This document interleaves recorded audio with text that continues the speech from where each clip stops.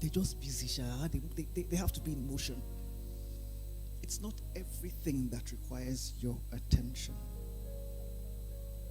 Being able to isolate what is important will remove that urgency that drives you into activity that's not productive. Then there's calling versus opportunity. There are times that we're doing things that we have to ask ourselves, why are we doing what we're doing? Is it just because the opportunity showed up? Or is it something that I am designed to do, in which case I can give it my all? Because sometimes you find yourself doing, you're in the right place, not necessarily at the right time, and so there's something there, and I should do this, and then you're burning energy doing something that you have no business doing. Whereas if it's a calling, and that's where you're supposed to be, you will not be a round plug in a square hole or a square plug in a round hole. You'll be more productive. So in summary, for that, many problems exist, or should I say persist, because people refuse to separate things that have no business coexisting. Next is structure. We saw where God was doing the arranging things in place. Sky, you go here. Sea, you go here. Land, you go there. That's because he was building an ecosystem of some sort. Right?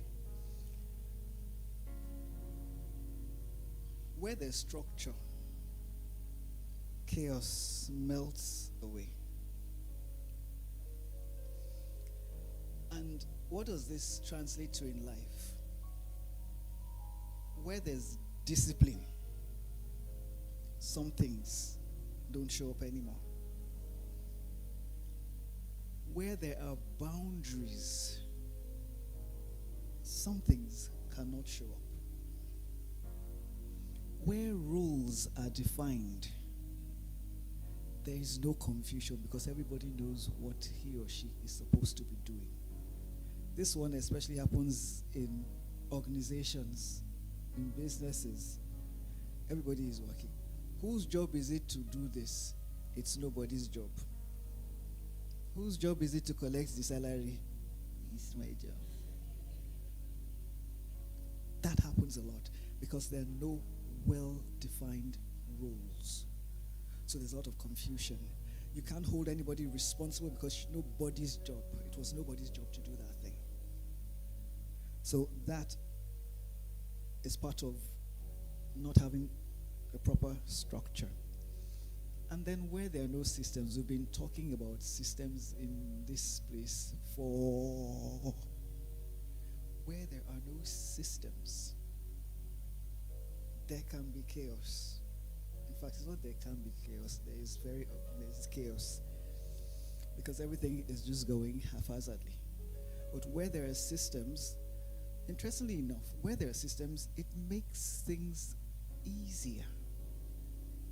Because the hows are already put in place. How this is to done. When this happens, this is what happens. When this happens, this is what happens. So everybody knows what to do. There's no chaos.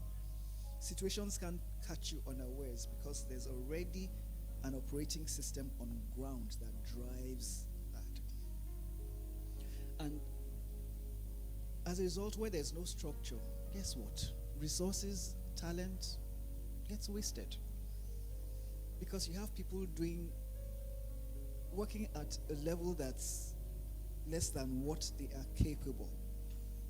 Just because there's no proper structure. And so you plug somebody, you come and do this. No, this person has the capacity to do even something that's even much more. But because he's deployed in the wrong place, that is wasted. Resources get wasted as well. And when all these things begin to happen, they compound. And at the end of the day, what happens? Vision collapses. So it's important that in whatever we do, as we're looking at our situation, we're also looking for where the structure is or is not. Deliberately, And he did it in such a way that all these things are interrelated and interdependent. Everything is useful to the next, to the next, to the next. And that way, there is harmony. Life thrives when the environment is right. We've talked about that a number of times. When there's an enabling environment, things happen. When children grow up in an enabling environment, you see it in the years ahead. Wherever they find themselves, they are able to thrive because they grow up in an environment that taught them how to, showed them systems, showed them structure. Systems come in different arena. In the financial system, for instance, if there's no stability, we will know it. The economy will go haywire.